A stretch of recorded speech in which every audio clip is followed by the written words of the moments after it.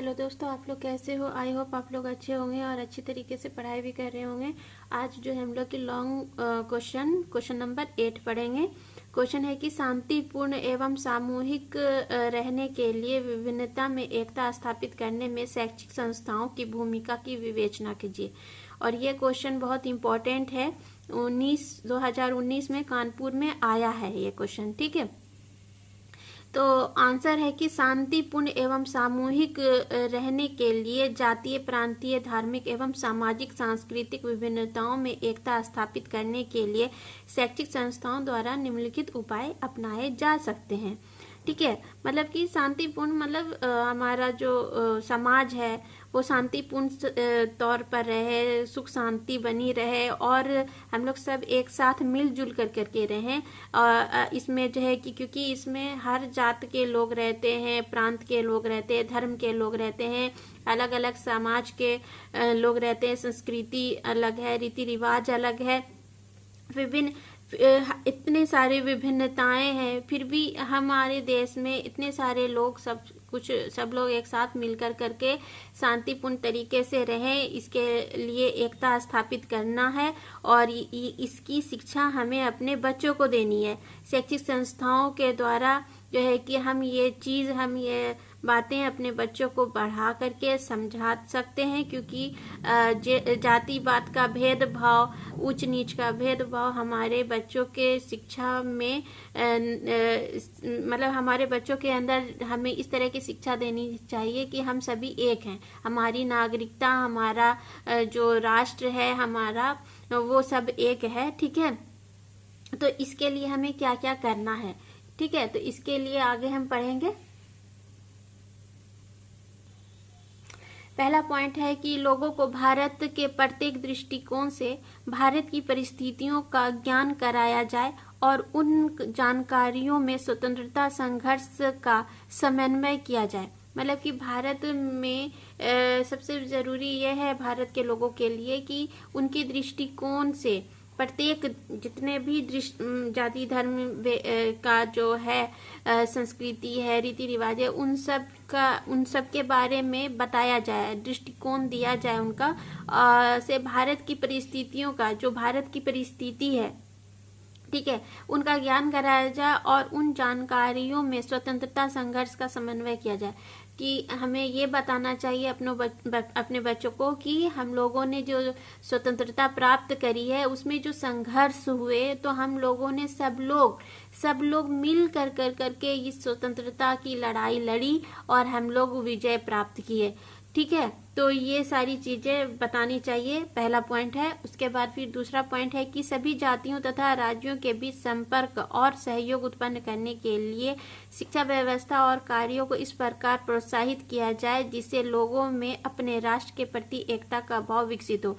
अपने सभी जात तथा राज्यों के बीच जो है कि हम लोगों को संपर्क स्थापित करना चाहिए, बातचीत करना चाहिए, एक दूसरे से अच्छा व्यवहार बनाए रखना चाहिए। ठीक है, चाहे वो कार्य से रिलेटेड है, व्यवसाय से रिलेटेड है, इससे जो है कि हमारे राष्ट्र के प्रति और हमारे राष्ट्र के प्रति एकता को भी बनाए रखने की भावना हमें इसके जरिए विकसित करनी चाहिए। मतलब कि यहाँ के लोग अगर कोई हिमाचल प्रदेश का बच्चा है, लड़का लड़की जो भी है, वो यहाँ दिल्ली में आकर करके जॉब करना चाहता है, तो वहाँ पर उसको आराम से सारी चीजें उसको मतलब कि सपोर्ट मिले, जिससे कि वो यहाँ पर आकर के अपना रोजगार या व्यवसाय ही कुछ खोलना चाहता है तो वो कर सके, इससे उसको प्रोत्साहन मिले। हमारे राष्ट्र के प्रति एकता की भावना का भाव हमारे अंदर होना चाहिए और उसको जागृत करने के लिए हमें अपने बच्चों को शैक्षिक दृष्टिकोण से ये सारी बातें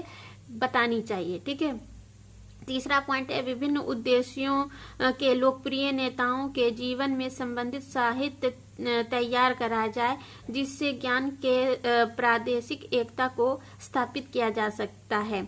ठीक है। मतलब हमारे जो देश में जो लोकप्रिय नेता रहे हैं, जिन्होंने हमारे देश के लिए बहुत अच्छे अच्छे काम किए हैं, जैसे कि जवाहरलाल नेहरू हुए और डॉक्टर जो है कि राधा कृष्णन है। ये सारे जो हमारे अच्छे लोकप्रिय नेता रहे हैं, तो उनको जो है कि उनके बारे में, उनके संघर्ष के बारे में साहित्य तैयार करने के लिए बच्चों को कहना चाहिए। कभी कभी पेंटिंग के भी प्रोग्राम कराने चाहिए, पेंटिंग्स बनवाने चाहिए। जितने भी फ्रीडम फाइटर रहे हैं हमारे देश में, सुभाष चंद्र बोस है, क्या बोलते हैं, महात्मा गांधी है, इंदिरा गांधी है, इस तरह से जितने भी जो हमारे फ्रीडम फाइटर्स रहे हैं, उनके जो है कि बारे में उनको बताने के लिए कि ये लोग, इन लोगों ने ये सारी चीजें करी जिससे कि हमारा देश आजाद हुआ। तो साहित्य के तौर पर बच्चों को कहना चाहिए कि ये सारी चीजें तैयार करें। कभी पेंटिंग्स वगैरह भी इसके ही थ्रू, यही सारी चीजें बताने के लिए बच्चों को फ्रीडम फाइटर के पेंटिंग्स वगैरह भी बनाने के लिए कहा जाता है। ठीक है, तो चलो ये हो गया। उसके बाद फिर है कि पॉइंट नंबर 4 है कि राज्यों की सांस्कृतिक अकादमियों राष्ट्रीय एकता आंदोलन को शक्तिशाली बनाने में सहयोग दिया जाए। जो हमारे राज्य की संस्कृति है, रीति रिवाज है, राष्ट्रीय एकता है, उसको जो है उस आंदोलन को, जो हमें हमारी जो एकता है उसको बनाए रखने के लिए हमारा जो आंदोलन है उसको शक्तिशाली बनाए रखना भी बहुत जरूरी है। इसका भी जो है कि बच्चों को शिक्षा देनी चाहिए, ताकि हमारे बच्चों के अंदर भी जो है कि एकता की भावना पैदा हो। ठीक है, उसके बाद 5 नंबर पॉइंट है कि विद्यालयों और महाविद्यालयों में छात्र छात्राओं के लिए प्रचलित उपयोगी पाठ्य पुस्तकों का परीक्षण किया जाए, जिसमें विभिन्नता में एकता स्थापित करने से संबंधित सामग्री की उपलब्धता सुनिश्चित हो सके। हमारे स्कूल कॉलेज में जो है कि छात्र स्टूडेंट्स लोग को, चाहे वो छात्र लड़की हो लड़का हो, बॉयज गर्ल्स जो भी हो, उनको जो है कि उनके पाठ्य पुस्तकों की परीक्षण के लिए बहुत सारी जो है कि बहुत सारा एक्टिविटीज देना चाहिए, जिससे कि उनको जो है कि उनके जो है कि अपने जो भी सामग्री हमें उपलब्ध हो उससे उसकी सुनिश्चितता उपलब्ध कराई जाए। ठीक है, यानी कि जो पाठ्य पुस्तक में जो दिया हुआ है, जो हमारे सिलेबस में दिया हुआ है, उसका अच्छी तरीके से ज्ञान कराना और उसी से संबंधित हमें जो है कि जानकारी प्रैक्टिकल के रूप में सुनिश्चित करवाना, ये भी जरूरी है। ठीक है, उसके बाद फिर है कि ठीक है, उसके बाद है कि लोगों में राष्ट्रीय एकता के दृष्टिकोण का विकास करने के लिए फिल्म, समाचार पत्र तथा अन्य साधनों का यथोचित लाभ उठाया जाए। जो हमारे देश में राष्ट्रीय एकता की भावना को विकसित करने के लिए बच्चों को कभी कभी फिल्म दिखाया जाता है, जिसमें कि और समाचार पत्र पत्रिकाएं भी पढ़वाई जाती है, आर्टिकल जो है कि लिखने के लिए बोला जाता है। तो जो भी मतलब हेडलाइंस देख करके आर्टिकल लिखने के लिए कहा जाता है, ताकि बच्चों के अंदर राष्ट्र की भावना विकसित हो। और फिल्म भी दिखाए जाते हैं कि जो है कि क्या बोलते हैं, नैतिकता से रिलेटेड मॉरल स्टोरी होती है, उसको दिखाया जाता है, जिससे कि बच्चों के अंदर राष्ट्रीय भावना विकसित हो और नैतिकता की भी भावना विकसित हो। ठीक है, उसके बाद 7 नंबर पॉइंट है, शैक्षिक संस्थानों में सभी जातियों के छात्र छात्राएं मिलकर राष्ट्रीय पर्व तथा सार्वजनिक मेलों के आयोजन में भाग लें। शैक्षिक संस्थानों में जो है कि स्टूडेंट्स को, छात्र छात्राओं को, सबको एक साथ मिलकर के सांस्कृतिक कार्यक्रम में भाग लेने के लिए कहा जाता है। सांस्कृतिक कार्यक्रम इसीलिए होते हैं ताकि सब बच्चों में जो है कि एकता की भावना पैदा हो। जब कोई भी सांस्कृतिक कार्यक्रम होता है तो सब बच्चे बहुत एक्साइटेड होते हैं इस चीज को करने के लिए, और सब लोग एक साथ मिल करके ये काम करते हैं। ठीक है, तो इससे जो है कि एकता की भावना विकसित होती है। ठीक है, उसके बाद पॉइंट नंबर 8 है शैक्षिक संस्थानों में ऐसे फिल्में, दृश्य, श्रवण सामग्री को तैयार किया जाए जो राष्ट्रीय एकता को विकसित करने वाली प्रवृत्तियों को रोक सके। मतलब कि स्कूल कॉलेज में जो है कि ऐसी फिल्म को दृश्य फिल्में जो है कि दिखानी चाहिए, सुनानी चाहिए और इस तरह की फिल्मों के सामग्री तैयार करनी चाहिए जिससे कि राष्ट्रीय विघटन की जो समस्या है उसको रोका जा सके। ठीक है, मतलब कि जो समाज को, जो हमारे राष्ट्र को अलग कर रही है, तो अलग करने का क्या रीजन है, इसके लिए अलग ना हो, इसके लिए जो है कि हमारी स्कूल कॉलेज में इस तरह की फिल्में दिखाई जानी चाहिए, सुनानी चाहिए, ताकि हमारे अंदर का राष्ट्रीय विघटन की भावना विकसित ना हो हमारे बच्चों के अंदर। तो शैक्षिक संस्थानों में इस तरह के काम किए जाने चाहिए। ठीक है, उसके बाद फिर है कि 9 नंबर पॉइंट है शैक्षिक संस्थाएं जनसंपर्क आंदोलन लाकर सांप्रदायिक एकता और सौहार्द को विकसित करें। शैक्षिक संस्थानों में जो है कि बहुत सारे बच्चों को जो है कि एडमिशन देना चाहिए जिससे कि चाहे वो नीचे जात का हो, गरीब हो, अमीर हो, सभी को एडमिशन देने चाहिए जिससे कि उनके अंदर जनसंपर्क का जो है कि जनसंपर्क आंदोलन लाकर सांप्रदायिक एकता और सौहार्द को विकसित कर सके। हमारे अंदर उन लोगों के प्रति एकता और सौहार्द की भावना विकसित हो और हम लोग सब लोग एक साथ एक ही स्कूल में मिल कर के पढ़ते हैं, सारे कार्यक्रम, सारे एक्टिविटीज करते हैं, खेलते हैं।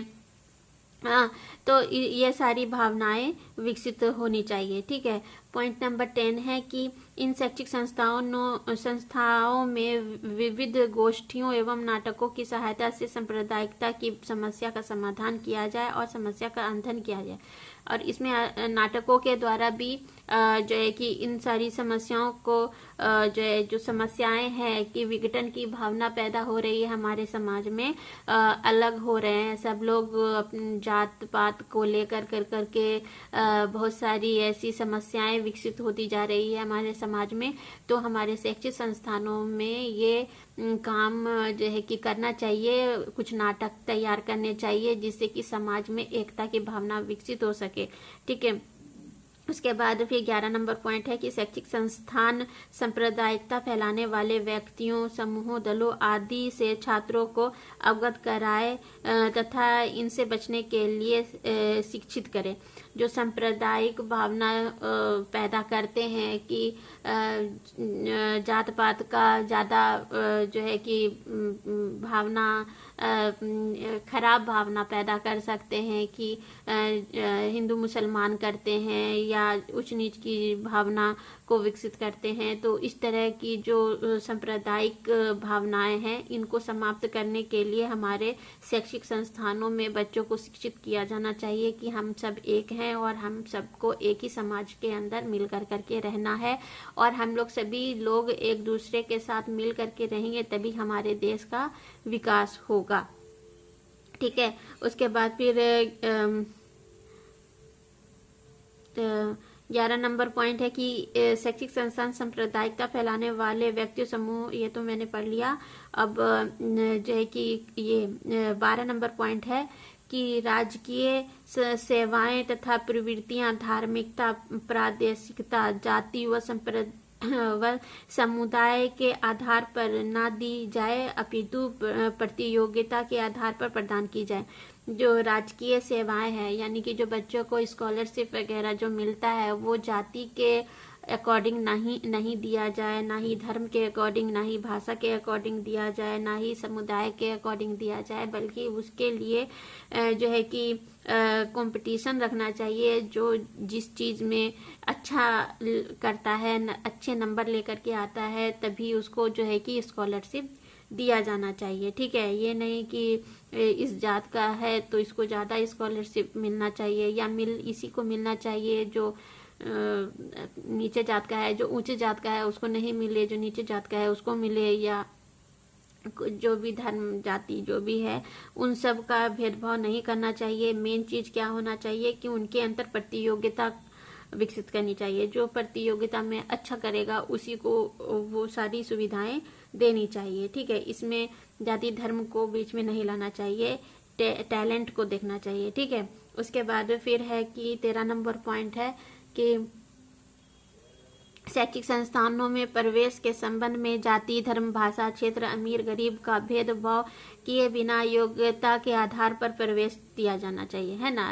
अभी यही पॉइंट उसमें भी था कि प्रतियोगिता रखनी चाहिए, जिससे कि स्कॉलरशिप जिसको भी चाहिए, या बहुत सारी ऐसी सुविधाएं होती है जिससे कि बच्चे प्रतियोगिता में भाग लेकर के उसको पा सकते हैं और अपना अच्छा कर सकते हैं। और यही 12 नंबर पॉइंट में है कि 13 नंबर पॉइंट में है कि जो जाति धर्म भाषा क्षेत्र अमीर गरीब इन सब के आधार पर बच्चों को जो है कि जो एडमिशन है वो नहीं देना चाहिए, बल्कि योग्यता के आधार पर देना चाहिए। कितना उसके अंदर योग्यता है, टैलेंट है, कितना वो एजुकेटेड है, कितना उसके अंदर कैपेसिटी, कितना उसकी योग्यता है, क्या है, ये सारी चीजों को देखकर उसके लिए टेस्ट रखवाना चाहिए, टेस्ट लेना चाहिए। टेस्ट होता ही है ना। शैक्षिक संस्थानों में जब एडमिशन बच्चे का कराने के लिए जाते हैं तो टेस्ट होता है, जिसमें बच्चा अच्छा नंबर लेकर के आता है उसी को एडमिशन मिलता है। तो यही सारी चीजें होनी चाहिए ताकि बच्चों के अंदर उसके अंदर की योग्यता को विकसित करने की भावना पैदा हो, ना कि जाति धर्म के आड़ में उसको एडमिशन मिल गया। ठीक है, और ये कितना नंबर था, 14 नंबर पॉइंट है। 14 नंबर पॉइंट है कि शैक्षिक संस्थान व सरकारी विभाग छात्रों में बिना वर्ग भेद के योग्यता के आधार पर ही छात्रवृत्ति व अन्य अध्ययन सुविधाओं को प्रदान करें। इससे शिक्षा में गुणवत्ता लाई जा सकती है। वही बात है कि बच्चों में योग्यता के आधार पर ही छात्रवृत्ति दिया जाए, स्कॉलरशिप दिया जाए। इससे जो है कि बच्चों के अंदर जो है कि पढ़ने लिखने की योग्यता विकसित होती है और बच्चा अच्छा करना चाहता है। हर बच्चे में इस तरह की कंपटीशन होना चाहिए, ना कि जाति धर्म भाषा और गरीब अमीर का भावना रख कर करके। इस सब चीज़ों में कंपटीशन नहीं है। हमारे अंदर अपने योग्यता को और ज़्यादा बढ़ाएं ताकि हमारी जो हमको जो सुविधाएं मिल सकती है, जो हम चीज़ें पा सकते हैं, वो सारी हम अपने योग्यता के आधार पर पाएं। ठीक है, तो ये सारी भावनाएं विकसित होनी चाहिए। ये सारे काम शैक्षिक संस्थानों में किए जाने चाहिए। ठीक है, उसके बाद फिर है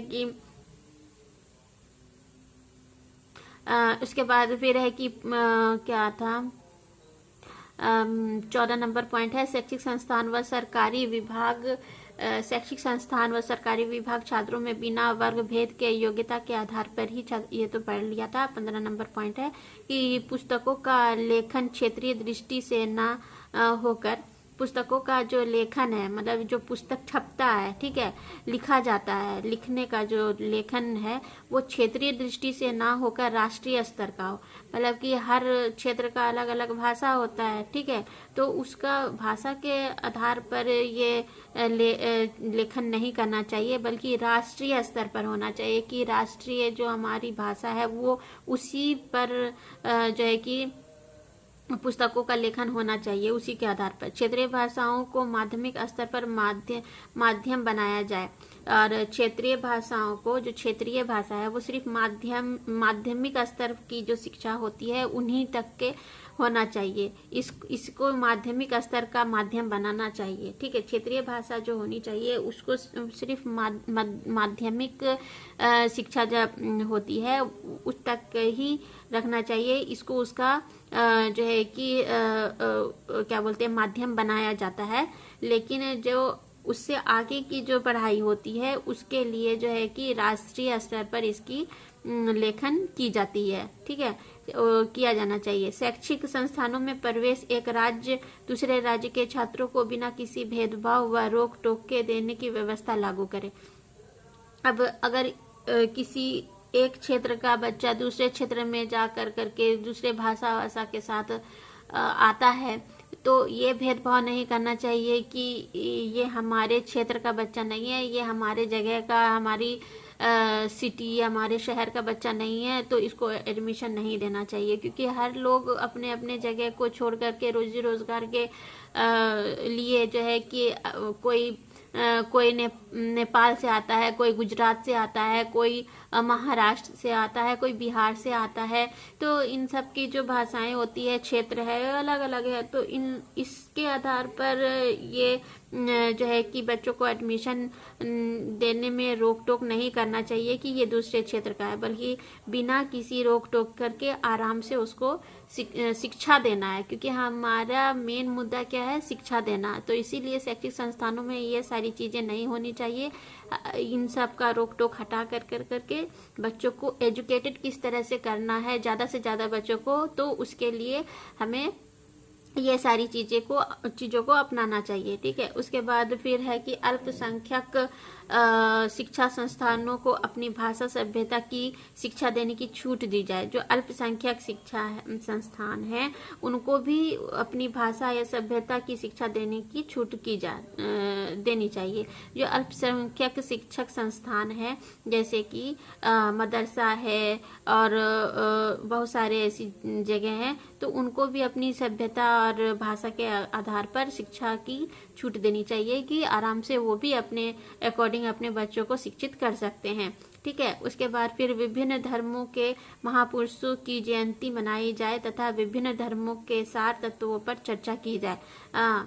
जो बहुत महान पुरुष रहे हैं, धार्मिक पुरुष रहे हैं, उनकी जयंती मनाई जाए ताकि बच्चों के अंदर भी धर्म से रिलेटेड भी शिक्षा हम अपने बच्चों को दे सकें। तो ठीक है।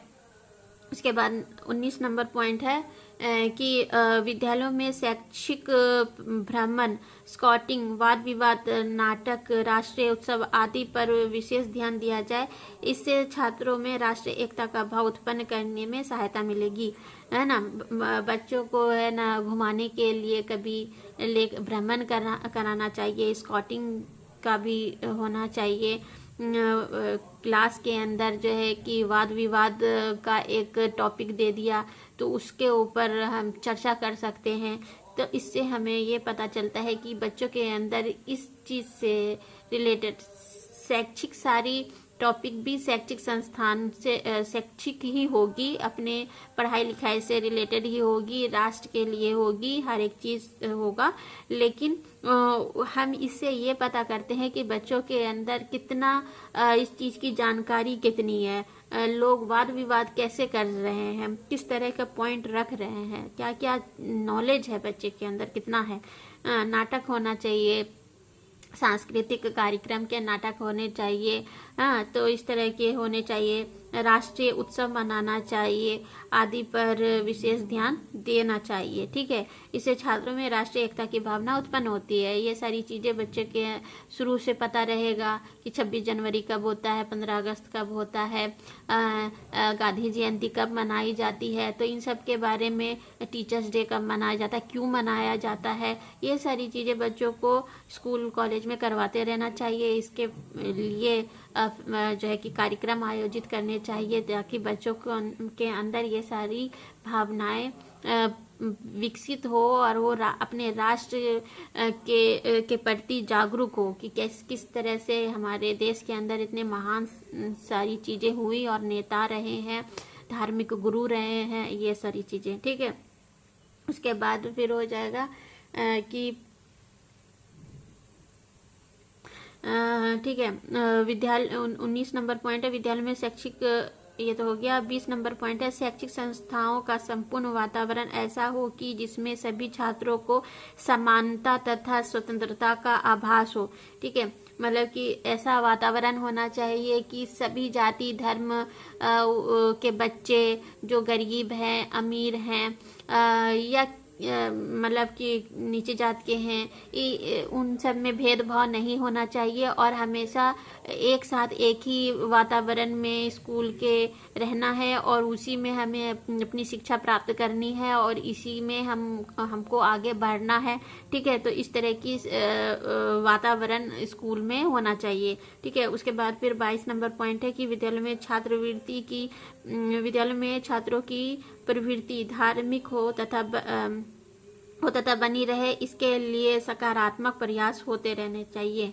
ठीक है ना। तो उसके लिए ये सारी धार्मिक प्रवृत्तियां भी हमारे स्कूल कॉलेज में अपने बच्चों को देनी चाहिए। जो भी जिस भी धर्म का है उससे रिलेटेड बातें अच्छी अच्छी बातें बतानी चाहिए ताकि सबको अपने अपने धर्म के प्रति जागरूकता आए। ठीक है, उसके बाद इस बात पर विशेष ध्यान दिया जाए कि सभी संप्रदाय विशेष की शिक्षा को अनिवार्य ना किया जाए। जो धार्मिक शिक्षा है उसको अनिवार्य नहीं करना है। धार्मिक शिक्षा हम स्कूल में नहीं देते हैं, हम लोग पाठ्यक्रम से रिलेटेड देते हैं। हम लोग जो है कि ऐसी एजुकेशन देते हैं जिससे कि बच्चे का करियर बने। ठीक है, ना कि हम धार्मिक रूप से शिक्षा देने का कार्यक्रम स्कूल में नहीं है। ठीक है, उसके बाद 23 नंबर पॉइंट है कि शैक्षिक संस्थान राष्ट्रीय एकता की क्षति पहुंच 23 नंबर पॉइंट है कि शैक्षिक संस्थान राष्ट्रीय एकता को क्षति पहुंचाने वाली प्रवृत्तियों का विरोध करना सिखाए। जो राष्ट्रीय संस्थान है वो राष्ट्रीय एकता में अगर किसी भी तरह से क्षति पहुंच रहा है तो उसकी भी शिक्षा दे, ताकि ये विरोध करना बच्चों को बताए। मतलब कि ऐसी प्रवृत्तियां जो मतलब कि राष्ट्रीय एकता में जो है कि क्षति ला रही है, राष्ट्रीय एकता की भावना को विघटित कर रही है, तो इस प्रवृत्तियों का विरोध करना बच्चों को सिखाना चाहिए कि हमारे बच्चों को किस तरह का शिक्षा होना चाहिए। हमारे राष्ट्र के प्रति हमारी जो है कि धार्मिक हर एक चीज शिक्षा देनी चाहिए, लेकिन ये शिक्षा नहीं देनी चाहिए कि भेदभाव, ऊंच नीच की भावना, रीति रिवाज को आजकल कोई नहीं मानता, ये सारी चीजें नहीं, बल्कि रीति रिवाज जो हमारे हैं ये मूल्य है, हमारे एक कॉस्ट है इनका, बहुत बहुत बहुमूल्य है ये सारी चीजें। तो इन सब चीजों को जो है कि हमें बच्चों के अंदर ये सारी भावना पैदा करनी चाहिए, और साथ में हमें उनको जो है कि उनके पढ़ाई लिखाई से रिलेटेड भी शिक्षा देनी चाहिए, जिससे कि वो अपने जो है कि अपना जो है कि व्यावसायिक रोजगार आगे चल करके कर सके, अपना रोजगार अच्छे से विकसित कर सके, अपने व्यवसाय को आगे बढ़ा सके। तो ये सारी चीजें होनी चाहिए। ये 23 पॉइंट थे जिससे कि हम जो है कि शांतिपूर्ण तरीके से अपने समाज में रह करके और अपने समाज का विकास कर सकते हैं। हमारे शैक्षिक संस्थानों में इस तरह की शिक्षा बच्चों को देनी चाहिए, ये सारी चीजों से जागरूक करना चाहिए, नाटक कराना चाहिए, सांस्कृतिक कार्यक्रम कराने चाहिए, विभिन्न जितने भी फ्रीडम फाइटर रहे हैं उनके बारे में बताना चाहिए, धार्मिक गुरु जो रहे हैं उनके बारे में हमें बतानी चाहिए। विभिन्न शैक्षिक संस्थानों में जो है कि उनके धर्म से रिलेटेड जो भी शिक्षाएं हैं, जो अलग जो जैसे कि अल्पसंख्यक के शैक्षिक संस्थान हैं, उनको भी उनके धर्म से रिलेटेड शिक्षा देने का पूरा जो है कि फ्रीडम देना चाहिए। ठीक है, तो इस तरह से हर शिक्षा जरूरी है, और सब धर्म की शिक्षा सब बच्चों को किस तरह से मतलब हर एक धर्म बहुत इम्पोर्टेंट है, अपना अपना धर्म है, अपनी जाति है, अपने रीति रिवाज है, उन सबको लेकर करके चलना चाहिए। ठीक है, तो आज के लिए इतना ही। आई होप आप लोगों को समझ में आया होगा, और आप लोगों ने अगर अभी तक मेरे जैन जी क्लासेस को सब्सक्राइब नहीं किया है तो प्लीज़ सब्सक्राइब कीजिए और बेल आइकन दबा लीजिए ताकि आने वाली ऑल नोटिफिकेशन आपको मिलती रहे। तो टेक केयर, बाय बाय। अपना और अपने फैमिली का बहुत बहुत ख्याल रखिएगा।